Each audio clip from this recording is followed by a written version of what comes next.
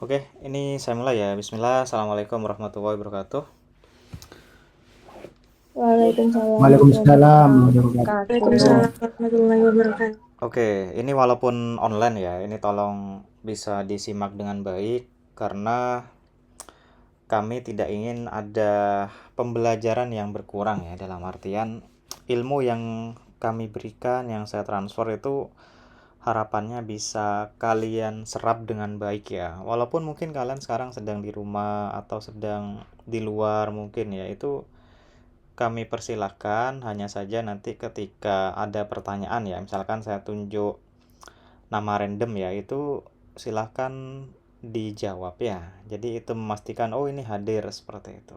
Kemudian untuk para PJMK ini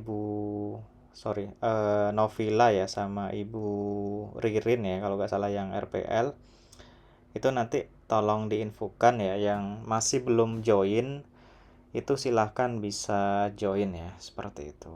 Oke, ini nanti saya upload di YouTube ya, tolong bisa dikasih komen boleh, kasih like boleh, di subscribe juga ya, jadi biar saya juga bisa banyak ya subscribernya ya, jadi biar lebih semangat lagi untuk berbagi ilmu ya. Ini gak semuanya ya, saya amati gak banyak dosen yang merecord ya, jadi ketika online ya sudah online, tapi kalau saya pengen kalian bisa dengerin sekarang dan bisa mengulangi lagi, terutama nanti untuk mata kuliah yang memang penting dan butuh praktek ya. Sehingga memang eh, ilmu yang didapat tuh benar-benar bagus gitu. Jadi kalian kalau bisa sih kalian coba suatu saat tuh coba recording juga ya. Nanti supaya mungkin next time bisa jadi dosen juga, bisa ngajar juga seperti itu. Jadi biar bisa latihan ya. Oke, hari ini kita masuk pertemuan kelima ya. Kalau saya lihat di RPS itu pertemuan kelima. Ini sama yang RPL sama yang reguler ya. Kemarin mohon izin saya belum bisa masuk ya. Jadi rezeki kalian juga sebenarnya ya. Kan bisa pulang lebih awal, dan hari Jumat itu kan kalau nggak salah sebelum liburan ya itu ya. Jadi yang mungkin rumahnya di Sumeneb, Pamekasan, atau mungkin di luar Madura ya, itu bisa nyampe rumah nggak terlalu malam ya, seperti itu. Oke, ini nanti silakan off mic, off cam nggak apa-apa untuk awalan, tapi nanti ketika di akhir tolong bisa on cam ya, harapannya supaya nanti saya bisa lihat yang masih standby siapa, kemudian yang tidak standby siapa ya. Oke, ini langsung saya mulai. Oh ya, belum saya share screen ya. Oke, nah ini. Oke, sudah muncul ya.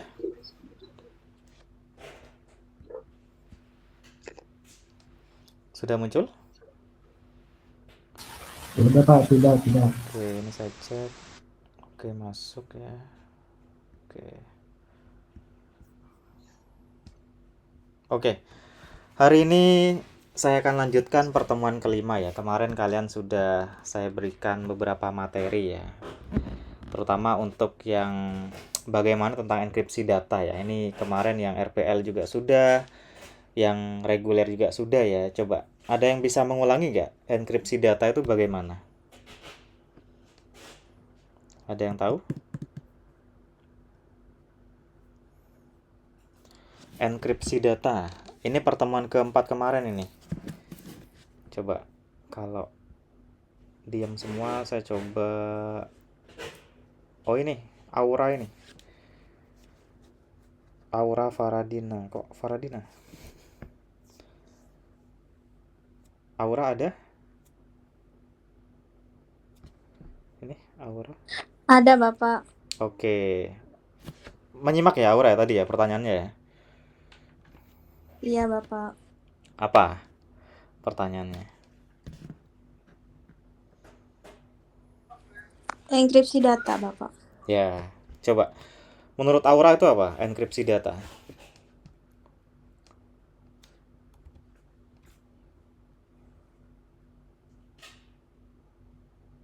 Enkripsi data.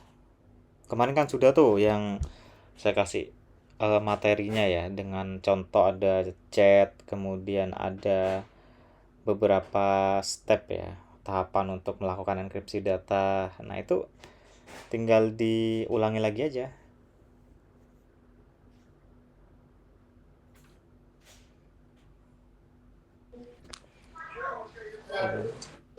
Proses pengubahan data dari bahasa yang dipahami oleh manusia menjadi bahasa pemrograman yang bisa dipahami oleh komputer. Oke, ini gak lagi browsing kan ya? Dicatatkan, Bapak. Oh ya wes, oke. Ya, jadi enkripsi data itu memang sebuah proses ya. Bagaimana proses mekanisme pengamanan sistem sebetulnya. Jadi data yang terlihat itu disamarkan menjadi data random sehingga tidak semua orang itu bisa membaca datanya. Contoh, saya menuliskan data nih, misalkan saya mengirim pesan ya, misalkan ke Aura atau ke Ulfi atau ke Novila misalkan ya, saya coba ngirimkan data. Contoh yang saya ketik adalah for the healthcare industry. Contoh ya, saya ketik seperti itu di chatnya ya. Nah, chat yang saya tulis atau teks yang saya tulis itu akan muncul normal seperti ini. Nah, sebelum dia dilakukan enkripsi, data yang dikirim itu normal. Nah, setelah dilakukan enkripsi, maka data yang tadi itu akan menjadi data yang abstrak ya, atau tulisan yang random atau acak. Tujuannya apa? Tujuannya adalah untuk mengaburkan isi dari data yang akan dikirimkan. Jadi kan sebelum dikirim kan ada transfer tuh ya. Misalnya kalian mau ngirim paket ya, kan nggak mungkin langsung nyampe ya. Jadi dari pengirim ke penerima itu kan ada jeda berapa hari ya kalau paket ya. Nah, kalau data dalam berkirim pesan itu kan mungkin jeda berapa detik, 2 detik dan sebagainya. Nah, itu jeda waktu itu disebut dengan proses pengirimannya. Nah, proses pengiriman itu ketika tidak dilakukan enkripsi data, maka akan bisa berpotensi ditangkap datanya oleh orang yang memang punya niatan tidak baik. Jadi dia nunggu nih, misalkan, oh ini mau ngirim data nih, saya nunggu di tengah misalkan. Nanti ketika sudah dikirim, itu ditangkap datanya. Nah, sehingga nanti bisa diintip, walaupun memang nggak ada pengaruhnya ya. Cuman ketika data bisa diintip kan ketahuan nanti, oh ini dia mau ngirim ini, seperti itu. Nah, itu yang disebut dengan enkripsi data. Kemarin sudah kami pelajari ya, kita pelajari di pertemuan keempat ya. Sekarang kita lanjut di pertemuan kelima tentang data security for the healthcare industry ya. Ini seperti biasa saya pakai yang langsung slide bahasa Inggris ya, supaya nanti kalian bahasa Inggrisnya juga bisa bagus ya, kemudian bisa terbiasa juga karena memang sudah era globalisasi ya. Mungkin dari zaman kalian SD sudah diajarkan ya kalau bahasa Inggris tuh menjadi salah satu bahasa internasional ya, sehingga harapannya mungkin kita nggak bilang harus kalian jago, tidak, tapi minimal kalian mengerti. Itu enak nanti kalian. Oke. Next, introduction. Ini seperti biasa ya, saya pengen kalian bacain, nanti saya akan translate ya ke tulisan yang bisa dipahami. Oke. Coba tadi Aura sudah. Sekarang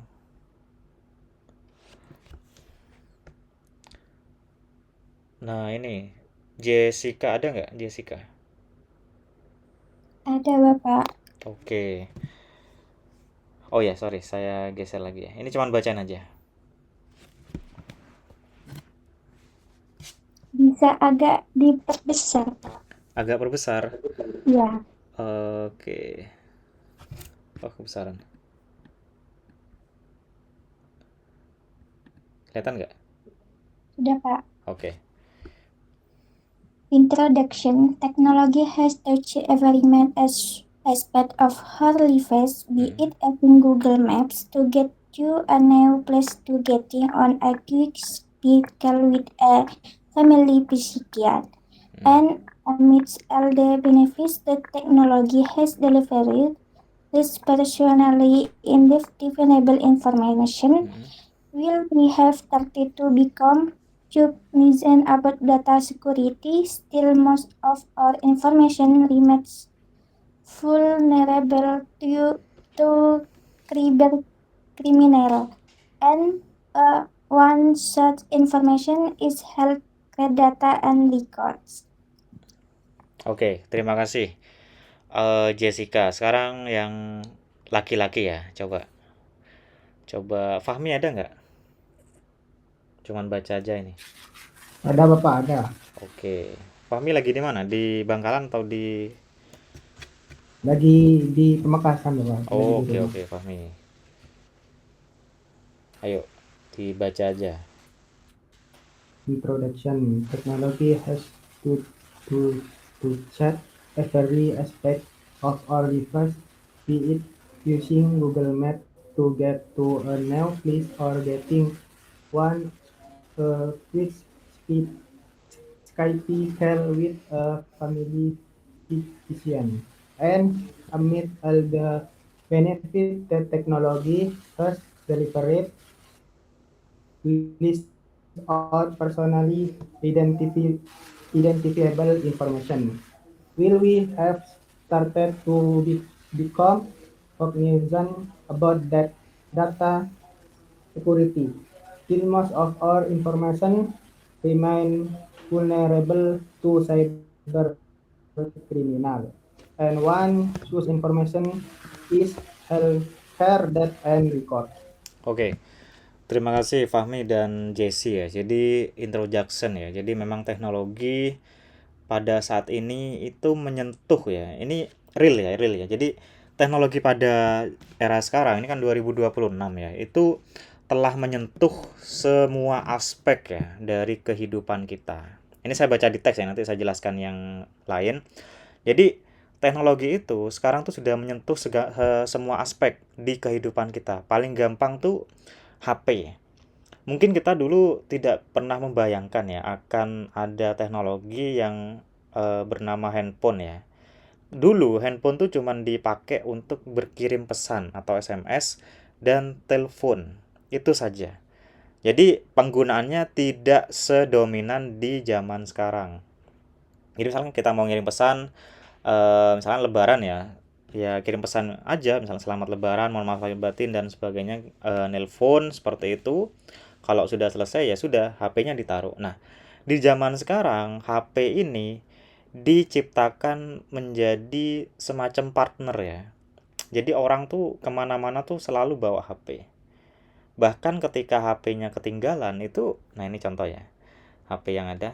Jadi kalau HP-nya ketinggalan, dia bisa jadi akan kembali ke rumahnya atau ke kosnya ya untuk mengambil HP yang ketinggalan karena merasa ada bagian dari dirinya itu yang ketinggalan. Nah, itu yang disebut dengan bagaimana sih teknologi itu menyentuh semua aspek. Itu baru HP, belum yang lain. Nah, teknologi itu tidak hanya yang bersifat digital, tapi teknologi yang bersifat fisik ya. Contoh yang era sekarang ini kan ada pembatasan ya, misalkan pembatasan penggunaan BBM ya, itu mungkin berapa hari lagi atau berapa minggu lagi itu akan muncul kembali tren misalkan kita naik sepeda.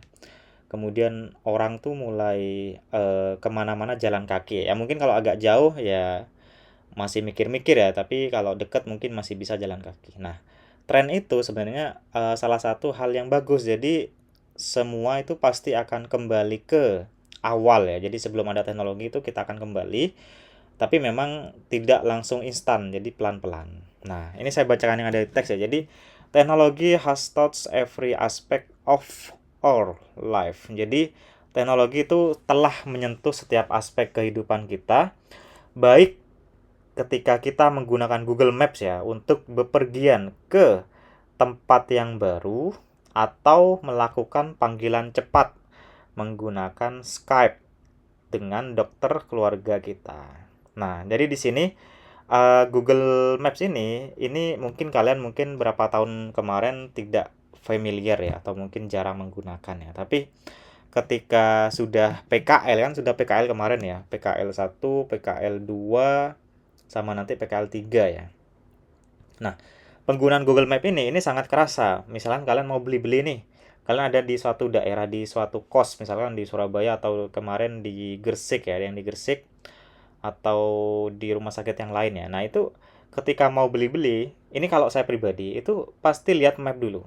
Saya zoom agak dalam zoomnya ya, agak besar. Jadi kelihatan semua. Oh, ini ada toko, ini ada toko, ini ada misalkan mie ayam, ini ada nasi uduk misalkan. Nanti saya tinggal cari rating yang paling tinggi yang mana. Dan kalau kalian misalkan bawa motor atau bawa kendaraan itu enak. Jadi tinggal oke, kita datangi, kita coba dan kita beli seperti itu. Nah, ini penggunaan Google Map itu baru untuk petunjuk tempat beli makan gitu. Belum untuk petunjuk bagaimana kita melakukan perjalanan gitu ya. Kan misalkan mau nyetir nih ke sebuah kota ya. Nanti sama Google Map kan dikasih tahu, oh ini lagi merah ini, berarti kan ada macet ya di depan ya. Otomatis kalian bisa langsung menghindari apakah mau putar balik atau berhenti misalkan di warung makan atau di sebuah Indomaret atau Alfamart seperti itu, atau mungkin kalian tetap melalui ya karena memang mungkin macetnya cuma sebentar. Nah, ini yang kita rasakan. Jadi teknologi itu secara langsung memang mengubah pola dari hidup kita. Jadi biasanya dulu kita bangun tidur itu pasti langsung cuci muka, langsung sikat gigi mungkin ya, karena kalau bangun tidur biasanya berbeda ya kalau aromanya. Jadi kebiasaan yang kemarin itu mulai bergeser. Jadi bangun tidur kita pasti yang dicari HP. Apalagi misalkan HP-nya ketika sebelum tidur gak dicas, itu pasti gelisah itu ternyata HP-nya mati ya, atau baterainya tinggal sedikit seperti itu. Nah, ini juga Skype ya sekarang. Mungkin Skype agak ditinggalkan karena sudah ada WhatsApp, sudah ada Instagram, sudah ada panggilan-panggilan lain ya. Ini dulu yang mengawali memang Skype ya, sama beberapa Yahoo Messenger dan sebagainya yang bisa video call memang ya. Nah, kemudian ditiru atau mungkin dikembangkan juga oleh perusahaan yang lain.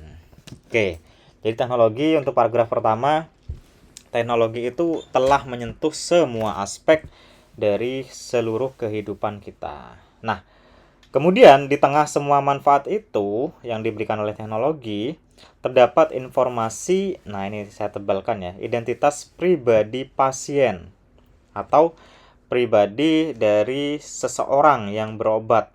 Jadi identitas pribadi itu dia tercantum di dalam sebuah aplikasi atau teknologi. Nah, meskipun kita sudah mulai menyadari pentingnya keamanan data, sebagian besar informasi kita masih rentan ya terhadap kejahatan cyber atau cyber criminals. Nah, ini jadi memang dalam hal ini teknologi ya itu memang ada positifnya, tapi ada atau bukan ada ya, sangat banyak yang negatifnya juga. Sehingga ketika kita tidak bisa memilah dengan baik, ini akan menjadi hal yang kurang baik untuk diri kita pribadi. Jadi memang kesadaran diri itu penting. Kita harus bisa memilah, oh ini bagus buat saya, ini saya keep, oh ini kurang bagus, saya kurangi, seperti itu. Dan salah satu informasi yang paling penting itu adalah data ya. Data dan catatan perawatan kesehatan atau rekam medis. Nah, rekam medis itu umumnya kalau yang sekarang ya, dia disimpan di dalam penyimpanan, baik yang berbasis cloud atau yang tidak berupa fisik ya, atau yang berbasis fisik yang dia menggunakan hard disk, disimpan di server, disimpan di memori atau di flash disk dan sebagainya. Oke, ini awal mula atau introduction ya yang perlu kita garis bawahi. Oke. Oke, tadi minta di zoom ya. Saya agak zoom, oke. Kemudian, tadi sudah dibaca ya sama Jesse, kemudian sama Fahmi ya. Nah, ini informasi dari kesehatan atau healthcare ya, pelayanan kesehatan itu sangat diminati ya oleh penjahat cyber atau cyber crime ya, atau cyber kriminal. Nah, alasannya jelas. Jadi dalam pelayanan kesehatan itu banyak informasi yang dia bersifat sensitif sebetulnya, yang hanya bisa diakses oleh petugas atau yang rumah sakit tempat atau puskesmas atau klinik tempat si pasien berobat. Nah, alasannya kenapa kok data yang ada di rumah sakit atau di healthcare ini, pelayanan kesehatan ini, dia sangat diminati oleh yang namanya kejahatan cyber. Jadi yang pertama adalah dia memiliki banyak catatan-catatan ya, yang diantaranya termasuk ya include, jadi ada alamat rumah. Nah, di sini home address. Jadi ketika kalian mendaftarkan pasien atau kalian menjadi pasien, pasti ditanya alamat rumahnya di mana. Kan nggak mungkin kalian nyebutkan di Bangkalan atau di Sampang atau di Pamekasan atau di Sumenep atau di Surabaya atau di Mojokerto atau di Jombang dan sebagainya. Kan nggak mungkin. Pasti kalian menyebutkan detail ya. Jadi jalannya di mana, gangnya di mana, nomornya berapa, kemudian sesuai KTP atau tidak, seperti itu. Apalagi sekarang sudah berbasis NIK ya. Jadi pakai NIK sudah sinkron juga ya sama Dukcapil ya, sehingga NIK-nya dimasukkan, nanti seluruh data kalian itu akan tersinkron di situ. Kemudian ada nomor telepon di situ. Oke, ini selalu saya bilang ya untuk tahun sekarang ya, atau mungkin kemarin saya sampaikan juga di pertemuan sebelumnya. Di tahun-tahun sekarang 2026 sampai mungkin berapa tahun ke depan ya, ini bisa kalian note ya. Tolong nomor HP, phone number ini ya. Ini nomor telepon sebenarnya, cuman kalau sekarang kan siapa yang punya telepon kabel ya, pasti kebanyakan HP. Jadi nomor telepon HP itu tolong jangan diganti. Jadi nomor telepon kalian, nomor HP kalian itu sangat penting dan sangat bisa sinkron dengan manapun. Ini banyak kejadian ya sebenarnya, keamanan sistem juga. Jadi ketika nomornya itu kalian mati, off gitu ya. Misalkan dia sudah melewati masa tenggang, kemudian dia sudah tidak aktif. Nah, nomor itu sebenarnya bukan hangus, tapi akan diaktifasi lagi di mungkin berapa bulan ke depan oleh orang yang berbeda, yang kebetulan mungkin lagi beli kartu dia, kemudian dapat nomor lama kalian. Nah, kalau itu terjadi, itu bisa aja itu kan connect kemana-mana ya nomor HP ya, connect ke m-banking, connect ke media sosial dan sebagainya. Ini sangat-sangat disayangkan kalau kalian misalkan punya nomor HP tetapi kalian ganti-ganti nomornya, itu kan pasti bingung m-bankingnya nanti. Nah, seperti itu. Jadi tolong nomor HP, dan ini di bawah ada email ya, ini tolong kalau bisa sih kalian amankan dengan baik, dijaga dengan baik, jangan sampai emailnya dihack ya atau dibobol orang, dan jangan sampai nomor HP-nya itu, nomor HP kalian tuh habis masa aktifnya ya, kalian rawat terus aja. Apalagi sekarang kan ada HP yang 2 kartu ya. Jadi yang satu nomor utama, yang satu nomor internet misalkan. Jadi yang nomor utama tuh kadang nggak diisi pulsanya, sehingga masa aktifnya dia berhenti sampai ada warning masa tenggang dan sebagainya. Tetap nggak diisi ya, berarti nomornya hangus sudah, seperti itu. Jadi ini nomor HP. Ini salah satu hal yang diminati juga ya. Jadi ada alamat rumah, nomor HP, dan email yang tercantum di dalam pelayanan kesehatan. Oke, kemudian yang keempat ada insurance detail ya, atau asuransi, atau jenis asuransi yang kalian gunakan secara detailnya. Misalnya kalian nanti berobat, kebanyakan kalau Indonesia tuh pakai BPJS atau yang pakai pemerintah. Kalau ada yang pakai swasta itu silahkan, ada yang pakai mandiri juga silahkan. Nah, itu punya nomor-nomor juga kan di dalam kartunya itu. Nah, itu juga diminati oleh yang namanya cyber crime ini, seperti itu. Kemudian ada medical history atau riwayat kesehatan. Jadi riwayat kesehatan kalian itu terekam semua dalam rekam medis. Kalian misalkan tahun 2020 pernah berobat ya, itu masih ada datanya. Jadi jangan sampai kalian berpikir oh data saya sudah lama hilang. Enggak, data kalian tuh masih ada, dan data itu akan dijadikan acuan untuk next pengobatan. Jadi supaya dokter tuh tidak melakukan pekerjaan yang berulang-ulang ya, jadi gak ada anamnese yang berulang. Kemudian ada driver license detail, jadi ada detail SIM ya, jadi kayak kartu SIM atau kartu KTP misalnya yang dipakai untuk daftar ya, itu kan ada detailnya tuh, ada nomornya, ada namanya, ada statusnya, atau bahkan ada nama ayah ya, nama ibu dan sebagainya. Itu data-data yang mahal semua sebetulnya. Kemudian ada kontak darurat atau emergency kontak ya. Ini juga tercantum. Kemudian ada kredit dan debit card dan lain-lain. Jadi ini juga muncul ya nanti. Mohon kalau kalian berobat kemudian dirasa tidak yakin ya, boleh tanyakan, mohon izin Bapak atau Ibu, saya memberikan data ini apakah rumah sakit bertanggung jawab untuk menjaga. Nah, pasti beliau akan menjawab, ya pasti bertanggung jawab. Nah, mungkin supaya kalian lebih yakin aja, boleh ditanyakan itu. Dan malah petugas itu akan, loh ini berarti saya menangani orang atau pasien yang ngerti sistem ini, bukan dia yang cuman dikasih tahu iya aja. Nah, gitu. Oke. Kemudian setelah diperoleh, data ini dapat digunakan untuk melakukan peluncuran ya, atau launch spear phishing scam atau penipuan phishing. Nah, kemarin sudah saya sampaikan. Jadi phishing itu asal katanya dari phishing atau memancing. Jadi memang dia memancing. Jadi dia harus tahu detail kontaknya, nama orang tuanya, alamatnya, bahkan harus tahu tanggal lahirnya. Jadi ketika ada ulang tahun, dia ngirim pesan tuh, nanti ada link di bawahnya. Nanti kalau kalian tertarik atau nggak sengaja ngeklik ya sudah, goodbye semua gitu.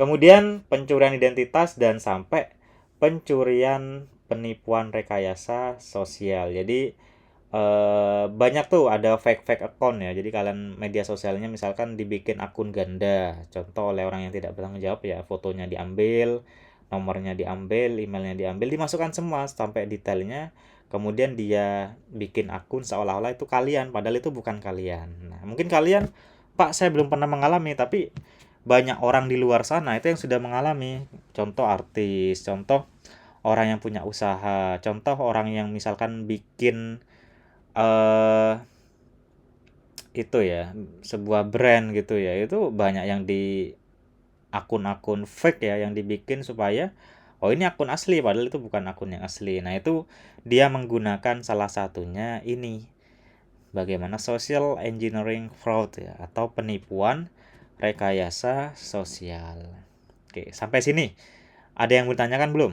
Tadi sudah pendahuluan sudah. Jadi kenapa di slide ini, kemudian di slide kedua kenapa cybercrime itu atau orang yang penjahat dari dunia maya itu dia sangat suka dengan data kesehatan, karena memang data kesehatan dia mencantumkan banyak sekali detail-detail pribadi di dalamnya. Ini ya. Oke. Bisa dipahami sampai sini? Oke, ini baru page 3 ya. Saya biasa bukan membaca kalau saya menjelaskan, jadi saya pengen dijelaskan, dikasih tahu ya. Jadi bisa kalian tiru ketika nanti sempro atau apa itu, kalau bisa sih jangan dibaca kalau sempro ya, atau kalau ujian KTI atau skripsi atau kalau S2 tesis gitu ya, itu jangan dibaca kalian. Kalau bisa sih kalian menjelaskan, jadi poin-poin aja yang ditulis kayak gini gitu, itu bagus nanti. Oke, itu ya. Kemudian yang keempat, oke, ini ada beberapa pemberitahuan ya, atau beberapa data yang saya masukkan ya. Ini sorry saya masukkan data yang lama, cuman data yang lama aja seperti ini, apalagi data yang terbaru gitu. Jadi pada tahun 2015, nah layanan kesehatan itu menjadi target utama dari hacker atau peretas ya. Jadi healthcare was the number one target for hacker. Jadi memang sistem yang ada di mungkin puskesmas, mungkin klinik atau rumah sakit yang masih baru yang dia coba bikin sistem gitu ya, bikin sendiri, itu pasti keamanan sistemnya itu sangat rentan sekali. Apalagi sistemnya itu dibikin online, dalam artian dia bisa dibuka dari mana saja. Itu bahaya sekali sebenarnya. Contoh sistem yang online, misalkan kalian bekerja di puskesmas, contoh mana ya, saya harus pakai nama samaran nih karena memang saya upload di YouTube ya, nanti kena apa ya saya ini. Nah, jadi misalkan puskesmas X, misalkan bekerja di puskesmas X. Nah, puskesmas X dia mau bikin simpus, misalkan sistem informasi manajemen puskesmas. Nah, kemudian dia bikin tuh simpusnya menjadi misalkan www ya, ini bisa tulis nggak ya? Oh, nggak bisa. Oke. Misalkan www.puskesmasx.com. Nah, ketika dia bikin sebuah sistem yang dihostingkan atau sistem yang bisa diakses dari mana saja, itu kan hosting ya. Jadi ada .com-nya, ada www-nya ya, ada www-nya. Itu berarti sistem itu harus siap untuk bisa terlihat oleh banyak orang. Oke. Kelebihannya apa? Jadi kelebihan dari sistem yang dimodel seperti itu adalah kita itu enak mau kerja dari rumah, misalkan mau ngentri data pasien di luar ruangan, itu enak sekali. Hanya saja itu sangat rentan sekali. Seperti itu. Nah, kalau yang saya cek di lapangan itu ada beberapa yang seperti itu di vaskes tingkat pertama ya. Jadi dia bikin itu menggunakan link gitu yang dia didomainkan. Itu kalau keamanan sistemnya tidak baik, ini akan sangat berbahaya jadi target hacker. Nah, untungnya di rumah sakit ini sudah tidak seperti ini. Kalau di rumah sakit tuh biasanya menggunakan server. Jadi ada server, ada klien. Server itu adalah komputer yang selalu nyala di sebuah ruangan tertentu, itu server namanya. Nah, klien itu nanti dia akan mengakses dari ruangan-ruangan dan itu hanya bisa di area situ saja. Jadi kalau dari luar itu nggak bisa. Oke, ini saya bacakan dari teksnya ya. Jadi cyber attacks on healthcare industry have increased by 125 ya persen since 2010. Jadi kejahatan cyber terhadap industri perawatan kesehatan atau pelayanan kesehatan itu sangat meningkat ya sampai 125% sejak tahun 2010. Nah, kemudian sebanyak 100 juta catatan ya pada layanan kesehatan itu sudah diretas pada tahun 2015. Oke, ini 2015. Apalagi di tahun sekarang yang serba canggih. Ini kalau kalian tidak aware terhadap data kalian sendiri, ini bisa jadi sebenarnya data kita tuh sudah kelihatan, cuman kita nggak tahu. Oke. Kemudian pada tahun 2015 ini has been dubbed as the year of the healthcare hack ya. Jadi dijuluki sebagai tahun pertasan layanan kesehatan. Jadi pada tahun itu banyak yang lomba-lomba. Sebenarnya ini berlanjut nih di 2017 ini ada yang kena nih rumah sakit di Jakarta. Ini saya masih ingat nih karena memang saya waktu itu lagi kuliah ya. Kemudian masih era BBM juga itu banyak yang posting ada yang kena ransomware ya. Jadi kita mau buka sistem itu gak bisa masuk. Jadi ada semacam barrier ya, ada penangkal yang dibuat oleh hackernya. Jadi kalau mau masuk sistem itu harus bayar berapa seperti itu. Nah, itu hacking yang dilakukan oleh hacker untuk salah satunya yang memperoleh keuntungan seperti itu. Kemudian menurut dari Bloomberg Business, tindakan kriminal terhadap industri ini telah terjadi dan telah meningkat sebanyak 2 kali lipat pada 2 tahun terakhir ya, atau 5 tahun terakhir. Nah, ini. Kemudian 88% dari semua itu ransomware ya, yang terutama dia terdeteksi di industri pelayanan kesehatan. Kemudian perkiraan biaya yang dibuat atau cost ya dari pelanggaran itu adalah sekitar $200 per catatan pasien. Jadi data kalian yang bocor itu harus ditebus sebanyak $200 per pasien. Ini kalikan aja, contoh dolar 15.000 ya, kalikan aja. Seperti itu. Oke. Kemudian kebocoran data breach are costing the healthcare industry. Jadi kebocoran data merugikan industri kesehatan ya, sebesar 6 miliar ya dolar setiap tahunnya. Jadi billion tuh miliar, kalau million itu juta. Kalau bahasa Inggris tuh gitu. Jadi jangan sampai million tuh miliar, jangan, tapi ini juta ya. Kalau yang billion itu miliar. Kerugian tersebut atau the loss mainly included fines, penalties, lawsuit, and data recovery cost. Jadi kerugian tersebut terutama meliputi denda, sanksi, gugatan hukum ya. Kemudian adalah biaya pemulihan data. Jadi banyak data yang terjadi yang bocor ya, sehingga dia pada tahun itu seluruh dunia atau mungkin satu negara ini ya, ini merugi sekitar 6 miliar ya, miliar dolar setiap tahunnya. Seperti itu. Oke, next. Nah, ini ada beberapa top 5 ya, security threat in healthcare. Jadi 5 semacam 5 security threat atau ancaman security ya, atau ancaman keamanan ya pada pelayanan kesehatan. Oke, ini saya minta kalian baca lagi ya biar gak ngantuk. Nah, ini ransomware. Ini saya coba tadi cowok sudah ya. Berarti perempuan. Oh, 11 menit ini. Perpanjang panggilan. Suruh beli berarti saya. Oh, oke. Saya ada sih sebenarnya. Oke. Apalah. Gak apa nanti saya record ya. Nanti kalian lanjutannya harus bisa nyimak ya dari recording saya. Misalkan ini terputus ternyata waktunya berarti sudah habis. Nah, ini di pojok kanan bawah ya. Oke. 11 menit gak apa-apa. Kami coba ya. Oke. Sekarang coba ini.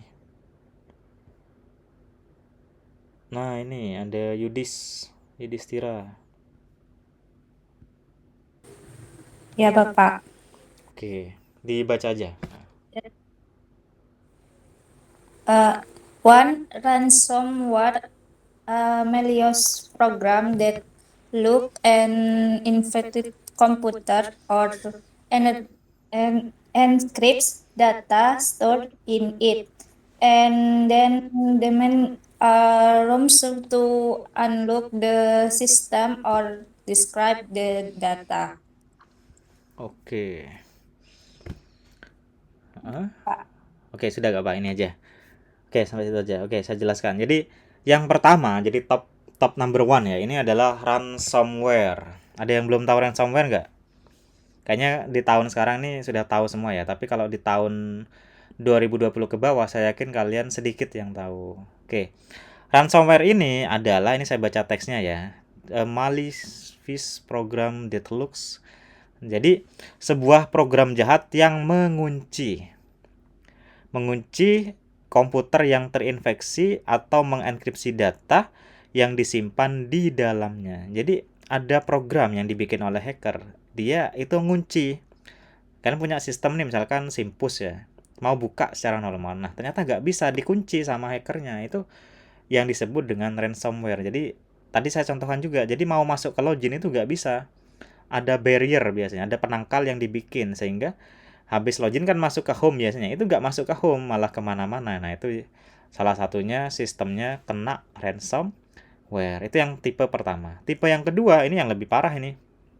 Jadi data yang ada itu dienkripsi semua sama hackernya. Jadi database-nya di Simeres ya kan banyak sekali tuh, database-nya itu di hidden semua sama si hackernya. Nah, kalau mau dibuka hidden-nya itu, si hacker meminta tebusan biasanya yang nantinya akan digunakan untuk membuka kuncinya, seperti itu. Jadi ada tebusan ya, and the demand ya. Nah, menuntut tebusan, a ransom to unlock the system or describe the data. Jadi tebusan yang diminta, bahkan di tahun 2017 tuh ada yang minta Bitcoin itu di tahun itu. Jadi sekitar berapa Bitcoin tuh dia minta, baru sistemnya tuh bisa dibuka. Oke, mungkin di tahun itu kalian belum tahu kalau Bitcoin tuh berharga sekali, tapi di luar tuh sudah banyak yang tahu kalau berharga. Nah, tahun sekarang sudah pada tahu semua kan kalau harganya mahal, seperti itu. Nah, ini jadi unplanned downtime caused by ransomware at healthcare organization may cost an average of, jadi rata-rata $7.900 per menit ya, per insiden. Oke, jadi tidak direncanakan ya. Jadi waktu henti yang disebabkan oleh ransomware di organisasi layanan kesehatan dapat menelan biaya. Jadi ketika sistemnya itu kena hack, itu pasti tidak bisa digunakan dengan baik, seperti itu. Oke, itu yang ransomware. Ini masih ada nggak ya? Oh, masih ada. Saya kurang berapa menit ini? Oke. Saya coba ya. Saya perpanjangin.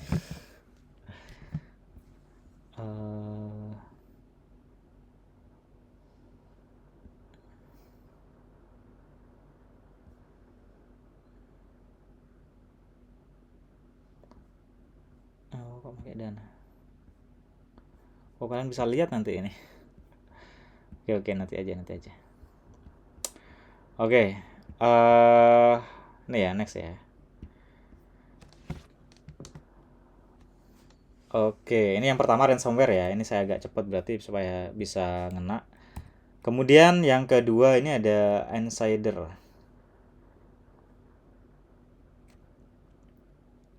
Oke, sebentar.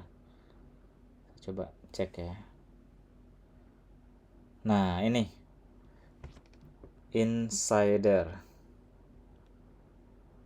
Ini mau dibaca lagi nggak atau salah artikan aja ya? Saya artikan aja ya.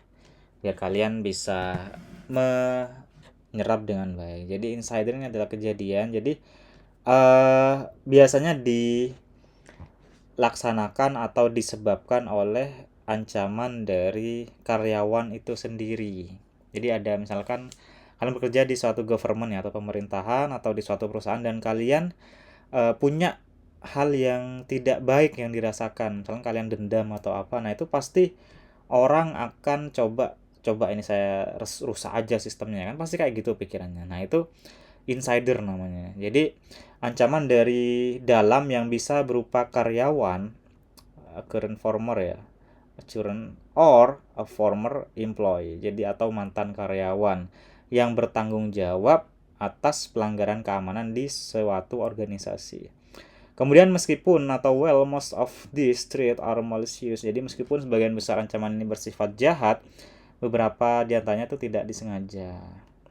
Oke, nah ini tapi saya yakin bukan nggak disengaja ya, jadi kebanyakan disengaja. Jadi misalkan ada petugas mau pindah nih, kemudian perusahaannya tidak bisa membayar biaya kepindahannya dengan baik ya, otomatis sistemnya dia ambil, misalkan dia bikin sistem sendiri di situ ya, diambil semua sistemnya sama database-nya, otomatis perusahaan tuh akan kelabakan loh, sistemnya kok rusak semua seperti itu, walaupun itu sudah haknya dia sebenarnya. Nah ini ada 67% itu dari rekan kerja ancamannya ya, kemudian karyawan yang tidak puas, sampai akses dokter yang tidak sah ya. Nah, kemudian yang 33% ini yang tidak disengaja ya. Ini kalau yang disengaja ini perangkat hilang atau dicuri. Jadi ada misalnya kalian dapat laptop ya dari kantor ya, itu harus dijaga dengan baik tuh, jangan sampai hilang atau tercuri dan sebagainya. Kemudian kebersihan keamanan yang buruk. Kemudian yang ketiga penyalahgunaan sistem. Oke, ini walaupun waktunya habis ya, ini tolong kalian nyimak dengan baik di YouTube ya, karena nanti akan saya jelaskan dari tugasnya. Jadi misalkan terputus, Pak, sudah habis waktunya, oke, gak apa-apa, karena memang limitnya 1 jam ya Google Meet ini. Jadi gak masalah, kalian tetap harus menyimak di YouTube ya, sehingga yang saya sampaikan bisa kalian serap dengan baik, dan tugas untuk next pertemuannya ini saya sampaikan di YouTube seperti itu. Bisa ya? Bisa? Ini Ya, Pak. Baik, Bapak. Ya Allah, Bapak. Nanti bisa di-sharing YouTube-nya, Pak. ya, saya share nanti. Siap. Nah, ini yang ketiga, ini baru nyampe halaman 8. It's okay, gak apa-apa. Berarti saya lebih lama di recording nanti ya, gak apa-apa. Nah, ini ancaman dari persistent lanjutan ya, atau advanced persistent threat. Itu ancaman ya. Jadi yang ketiga ini adalah suatu kampanye berbahaya di mana penyerang membobol jaringan, tetapi berada di sana. Jadi dia tuh kayak ngambil akses jaringan ya. Jadi kayak dia tuh ada suatu jaringan, dia tuh kayak nempel, kayak parasit gitu, tapi gak ketahuan gitu. Nah, tugasnya dia melakukan tugas dari intelijen. Jadi kayak dia ngumpulkan data di situ. Nah, kampanye atau hal kayak gini itu terkadang tidak terdeteksi selama berbulan-bulan atau bertahun-tahun. Jadi kayak ada parasit yang nempel di komputer itu, atau di suatu jaringannya, atau di suatu sistemnya. Dan kalau tidak ada tim IT yang capable ya atau capable, yang dia punya kemampuan, ini gak akan ketahuan ini. Tapi kalau tim IT-nya kalian atau bapak ibu yang sudah bekerja ini bagus, ini ketahuan biasanya ada satu komputer yang tidak normal. Nah, biasanya komputer yang diarahkan itu atau ditarget komputer yang ada di pendaftaran. Yang pertama. Yang kedua, komputer yang dimiliki oleh kepala ruangan. Itu datanya bagus-bagus itu. Kemudian komputer yang ada di ruangan direktur, seperti itu. Kenapa ditarget? Karena memang sekarang pasti sudah kenal dengan istilah remote ya Bapak Ibu ya, atau mahasiswa ya. Remote. Jadi kita tuh bisa mengakses komputer bahkan tidak dari komputernya langsung. Itu disebut dengan remote. Remote sekarang itu menggunakan IP. Jadi IP-nya Bapak Ibu itu ketika terekspos itu bahaya sekali. Itu akan bisa diakses oleh orang dan bisa dimata-matai apa yang dilakukan. Itu bisa. Tapi ada juga yang legal kok, ada aplikasi yang memang menyediakan. Jadi mau di remote dari jauh itu bisa. Oke. Kemudian healthcare information is the worth 10 times ya as much credit cards. Jadi dalam pasar gelap ya, jadi health information atau data kesehatan ini berharga 10 kali lipat ya, lebih tinggi daripada kartu kredit yang ada di pasar gelap. Jadi memang di black market itu banyak data yang diperjualbelikan ya di situ ya. Jadi misalkan kemarin data Polri itu sempat jebol ya. Kemudian beberapa data perbankan itu ada yang kena juga. Perbankan yang baru berusia 2 tahun kalau nggak salah pada saat itu ya, itu kena. Jadi memang rawan sekali ya. Jadi bagaimana data-data dari nasabah, data pasien, data dari masyarakat itu ketika tidak dikelola dengan baik itu akan menjadi target yang sangat mumpuni untuk dilakukan yang namanya kejahatan cyber. Oke. Kemudian ini ada likelihood ya of an APT attack ya. Jadi kemungkinan terjadinya serangan APT. Jadi ada 25% itu tidak terlalu sering ya atau not very likely. Kemudian sama sekali tidak mungkin 1%. Kemudian 22% sangat mungkin dan 52% ini kemungkinan. Jadi data ini diambil ya, studi ini oleh ICK ya, on respondent from 17 industri pada 2015 termasuk layanan kesehatan. Jadi pada tahun itu ICK ini melakukan semacam penelitian. Dia memberikan pertanyaan, dia ngasih kuesioner mungkin ya ke 17 industri yang diantaranya adalah industri layanan kesehatan, dan rata-rata banyak menjawab 52% kemungkinan terjadi. Nah, jadi ini yang ketiga ini adalah semacam lanjutan ya. Jadi kayak virus yang ditempel tapi gak kelihatan. Ini bahaya sekali nih. Jadi dia tuh kelihatan baik-baik aja. Komputer kalian tuh kelihatan baik-baik aja. Padahal ada suatu virus yang menempel di situ. Nah, tandanya gimana, Pak? Oke. Tanda yang paling sering komputer tuh akan muncul aplikasi yang dibuka sendiri tanpa kalian buka. Contoh yang Windows tuh biasanya buka CMD atau Command Prompt biasanya.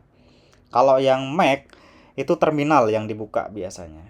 Jadi kayak ngetik-ngetik sendiri, kemudian ada enter sendiri. Nah, itu berarti kemungkinan terjadi yang namanya APT.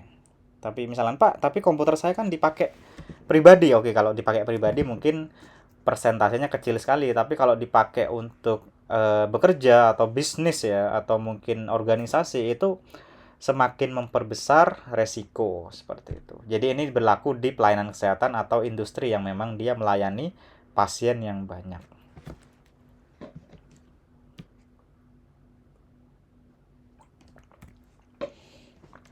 Oke. Kemudian yang keempat, ini ada mobile device ya, atau kita sebut dengan gadget ya, atau perangkat seluler. Jadi pada ancaman yang keempat ini, layanan kesehatan ini semakin banyak menggunakan perangkat seluler untuk layanan seperti mengirim data pasien, mengirim tagihan, menjadwalkan janji temu ya, kemudian bertukar detail secara diagnosis dan lain sebagainya. Nah, ini berarti banyak sekali data pasien yang diakses setiap harinya. Jadi sekarang ini terjadi juga nih. Jadi Bapak Ibu atau adik-adik mahasiswa misalkan yang PKL gitu ya, itu ketika membuka link itu tidak hanya membuka dari laptop atau komputer, tapi bisa buka juga dari HP. Nah, ancaman seperti itu juga muncul karena memang perangkat seluler ini proteksi keamanannya tidak sebagus perangkat yang ada di desktop atau yang kita sebut dengan laptop atau komputer. Oke.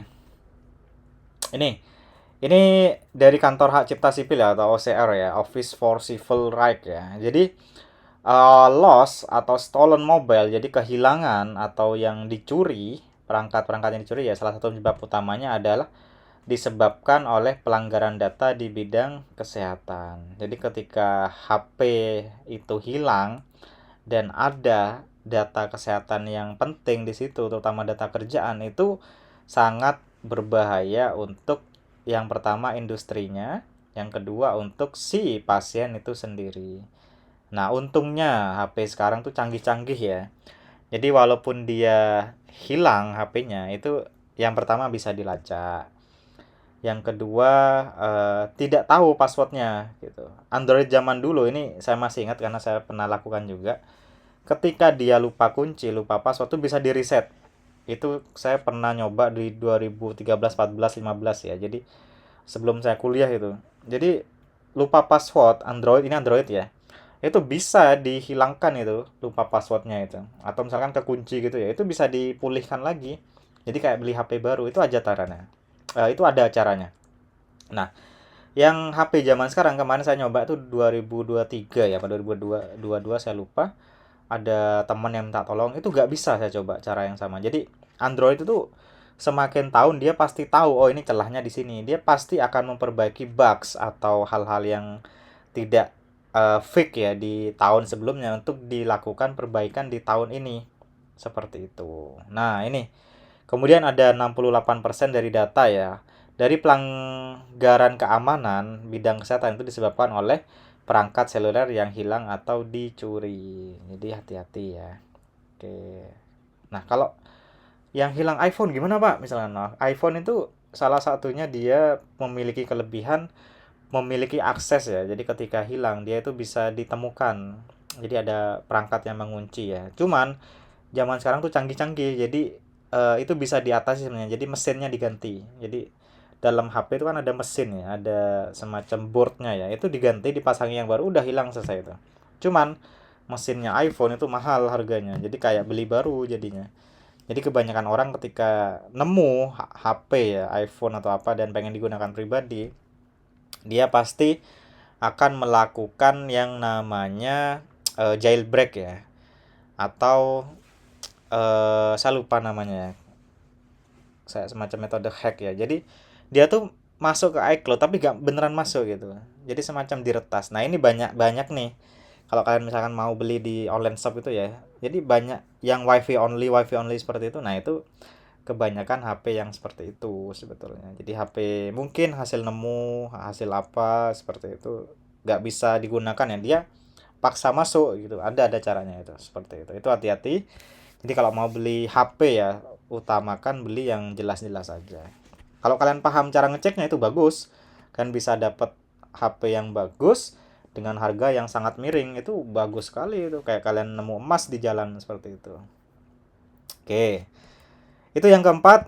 Kemudian yang kelima. Nah, ini ada employee negligence.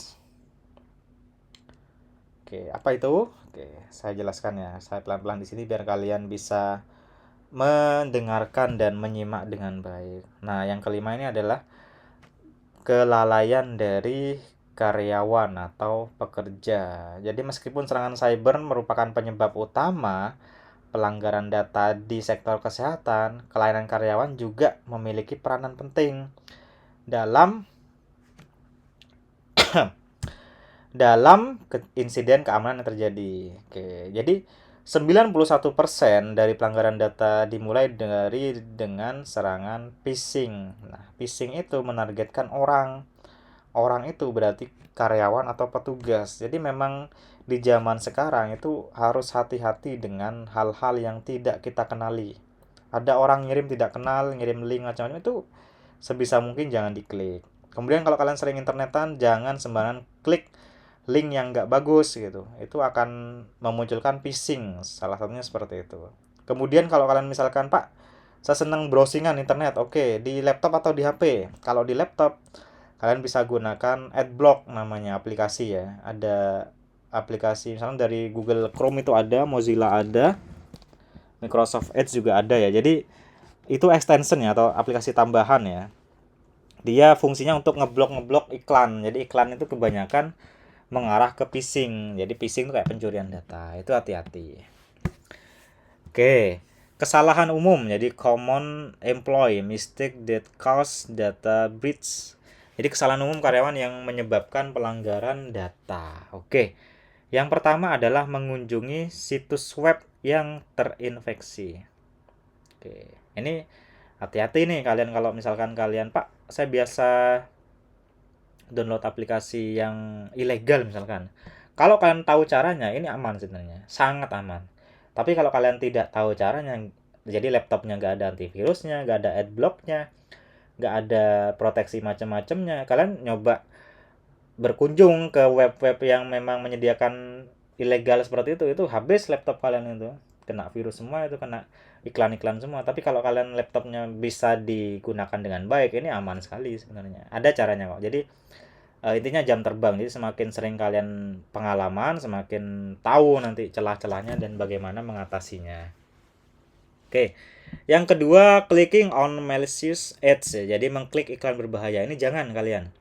Jangan sampai kalian mengklik iklan berbahaya. Misalkan gambar yang nggak bagus atau mungkin tulisan yang nggak bagus gitu ya, kalian klik, kalian penasaran tuh pengen lihat gitu, itu salah satu contoh iklan yang berbahaya. Jangan diklik karena itu mengandung salah satunya pintu menuju ke phishing. Jadi kalian termasuk ke sini nanti. Jadi sudah diamankan IT-nya, sistemnya bagus, komputernya bagus, tapi SDM-nya ternyata nggak bagus. Dia gemar melakukan kesalahan-kesalahan seperti itu. Itu bahaya juga.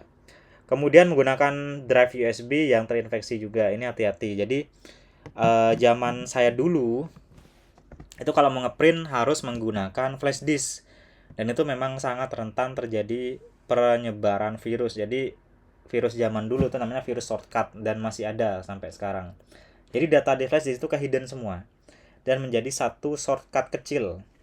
Nah, itu solusinya kalau memang mau sembuh total ya harus di format flash disknya. Oke. Nah, zaman sekarang ini saya cek di lapangan, alhamdulillah sudah bagus. Jadi kita mau ngeprint nggak usah pakai yang namanya flash disk, tinggal kirim WA dan sebagainya. Jadi minimal ya kontak yang terjadi terhadap USB yang kita miliki.